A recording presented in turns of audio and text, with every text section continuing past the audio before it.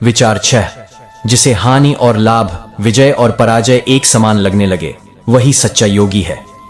भगवान श्री कृष्ण, जरा सोचिए, हम में से कितने लोग हैं जो जीतकर घमंड नहीं करते या हारकर टूट नहीं जाते। कई बार जरा सी आलोचना भी हमें अंदर से हिला देती है और तारीफ से मन फूल जाता है। लेकिन श्री कृष्ण कहते हैं, अगर तुम स्थिर रह गए तब तुमने खुद को जान लिया।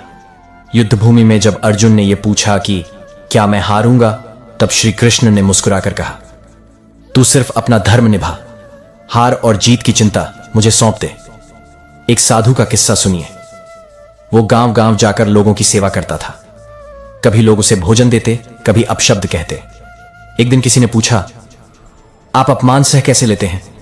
वो बोले, जैसे श्री कृष्ण ने सिखाया, जो स्थिर है वही सच्चा है। तारीफ और निंदा दोनों ही बाहर की चीजें हैं। क्या हम भी वैसा बन सकते हैं?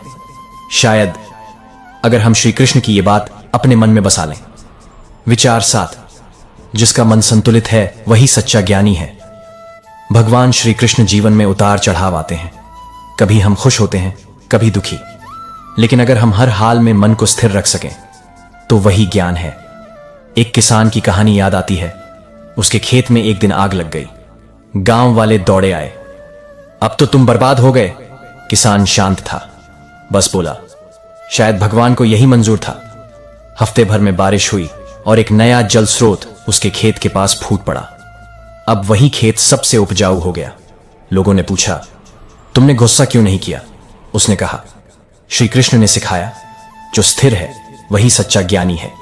इसलिए अगली बार जब जीवन में कुछ बिगड़े तो एक बार मन ही मन कहिए, कृष्णा तू है ना, फिर मैं क्यों डरूं।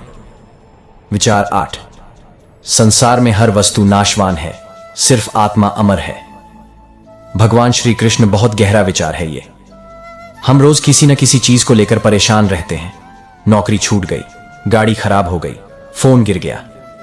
लेकिन क्या कभी सोचा कि ये सब तो बस बाहर की चीजें हैं? श्री कृष्ण कहते हैं, ना तो आत्मा जल सकती है, ना कट सकती है, ना सूख सकती है। वो अजन्मा और अमर है।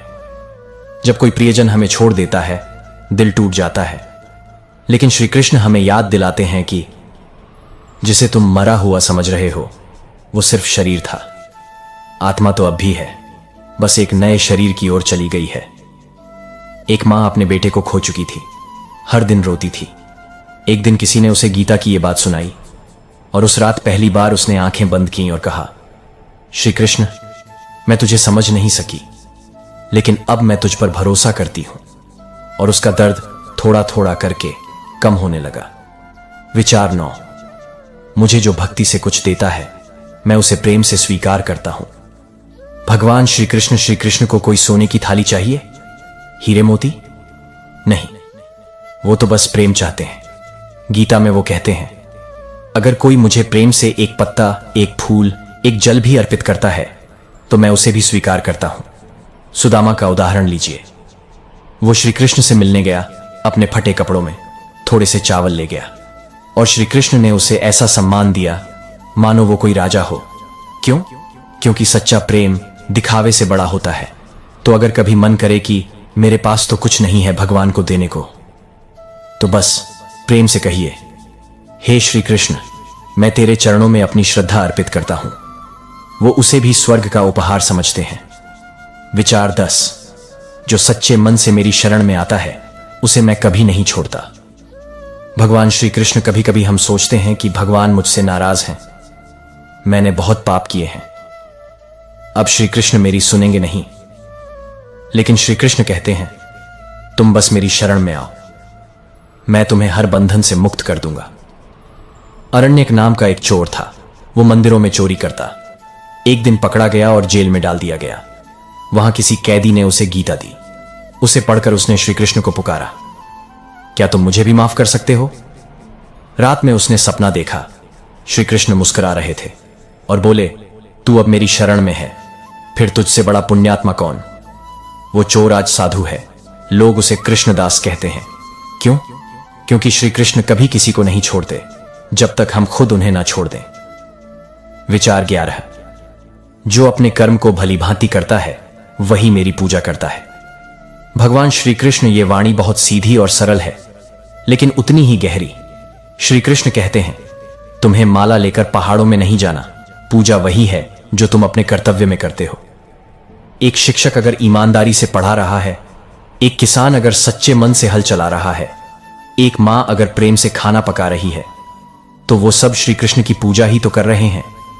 हर बार जब हम अपने काम को पूरी श्रद्धा और लगन से करते हैं, वो एक छोटा सा मंदिर बन जाता है जहां भगवान बस मुस्कुराकर देख रहे होते हैं। एक आदमी भगवान को ढूंढता हुआ तीर्थों में घूमता रहा, और जब वो थक कर लौटा तो उसकी मां ने कहा, तूने मुझे पानी पिलाया होता तो श्री कृष्ण तेरे पास यहीं होते। क्यों? क्योंकि कर्म ही भक्ति है। विचार 12। जो स्वार्थ से मुक्त होकर कार्य करता है वही मुझे प्रिय है। भगवान श्री कृष्ण आज हम जो भी करते हैं, अक्सर उसके पीछे कोई ना कोई उम्मीद होती है। इसे करूंगा तो फल मिलेगा, उसकी मदद करूंगा तो वो भी करेगा, इत्यादि। लेकिन श्री कृष्ण कहते हैं, तू बस कर, फल की चिंता मत कर। जब हम बिना उम्मीद के कुछ करते हैं, तभी वो ईश्वर को समर्पण बन जाता है। एक साधारण आदमी हर रोज मंदिर की सफाई करता था। किसी ने पूछा, तुझे कुछ मिलता है इसमें? उसने कहा, मैं सिर्फ अपने कृष्ण को साफ जगह देना चाहता हूं, बस। उसका वो भाव, वो निस्वार्थ सेवा